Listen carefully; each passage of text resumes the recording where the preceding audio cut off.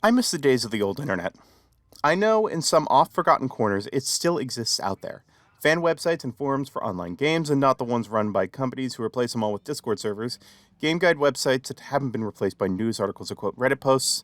But neither fan forums and game guides of old, nor generative AI ridden, SEO filled websites or awful Discord servers of the new are what I'm referring to here. I mean websites made for random ass reasons. Websites that are a web page with a single purpose.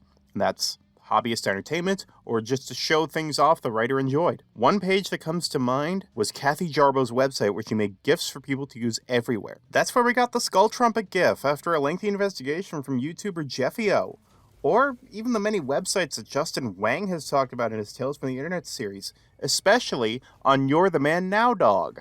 But a website that's piqued my curiosity for a very long time just started returning a 403 forbidden error. A page entitled If Programming Languages Were Vehicles from crashworks.org. For someone who knows very little about programming languages and even less about cars, some of these were incredibly absurd and downright entertaining. Written by programmer Alan Ruskin, this was a very tongue-in-cheek webpage they made as a silly one-page joke. Their words. Searching for crashworks.org on Google led to their link tree, where I found them on Blue Sky. Unfortunately, the site is down because they were DOSed and they haven't found the time or web host to put it back up. But thankfully, archives still exist.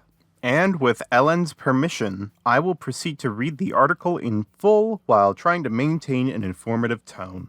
If programming languages were vehicles. This is not the first time I've read this, nor is it the last I will, for certain. First off, a World War II Jeep.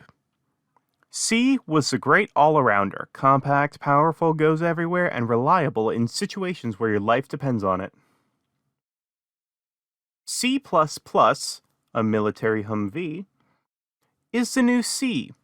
Twice the power, twice the size, works in hostile environments, and if you try to use it without care and special training, you will probably crash. C-Pound, a Humvee, is C++ with more safety features so that ordinary civilians can use it. It looks kind of silly, but it has most of the same power so long as you stay near gas pumps and auto shops and the comforts of civilization. A well-known, heavily muscular intimidator keeps touting it. A Dodge Ram truck. Java is another attempt to improve on C. It sort of gets the job done, but it's way slower, bulkier, spews pollution everywhere, and people will think you're a redneck. Python, a Honda van. It's great for everyday tasks. It's easy to drive, versatile, and comes with all the conveniences built in. It isn't fast or sexy, but neither are your errands. An old VW van decorated with counterculture paintings. Perl used to serve the same purpose as Python, but now only bearded ex-hippies know how to use it. An evolution of the penny farthing. Lisp is programming stripped down to the bare essence. It's been around since forever. Using it makes you stronger, but only an athlete or a maniac can make a living with it. A unicycle. Haskell is like a hipster version of Lisp. Whatever this is.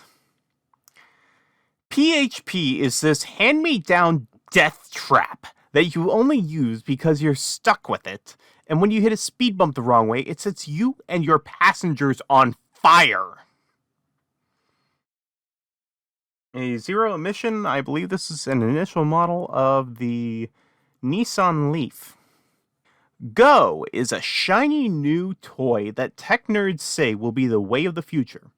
But it's only practical if you limit everything you want to do to stay within its range. A coal monster.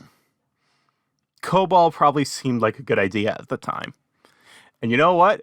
This is a problem because most of the US government systems, including and critically its tax systems, are based on COBOL, a long retired programming language that its users are dying out. Space Shuttle. MATLAB is what scientists use to do special scientist things. R is what scientists use when they can't afford MATLAB. Weather balloon. I've got no idea what this is. OCaml is this funny shaped thing that Europeans like for some reason.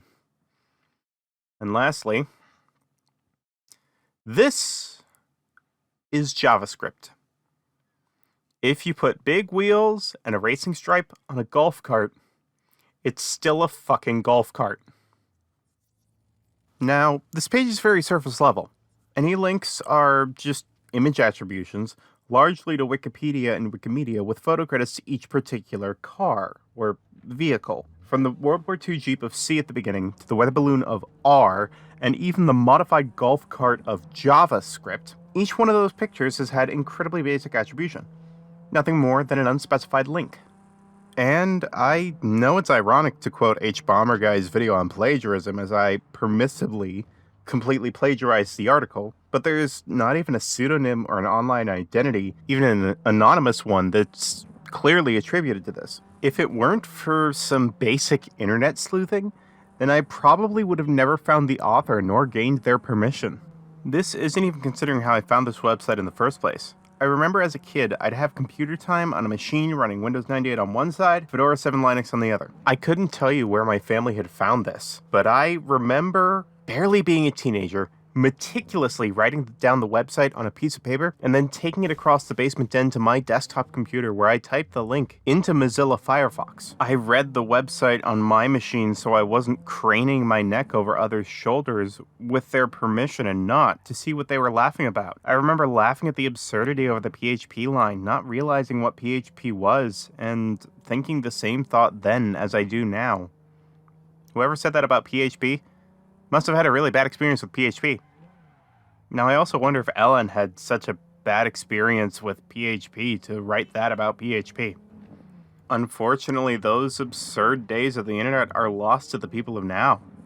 While I love how ubiquitous the internet is as a tool, we're losing a lot of the absurdist culture that was foundational in the humor of late 90s and early 2000s. From Charlie the Unicorn to Ditto doing the salsa, the first season of Red vs. Blue from the now defunct Rooster Teeth, Orihime from Bleach and her leaks, and even the Badger song. Hell, even Homestuck, which people are either still obsessed with or completely traumatized from to this day. I miss the old days of the internet where you could find this sort of absurdity across message boards, receive it in email lists, or even find out about these things from across a metaphorical schoolyard.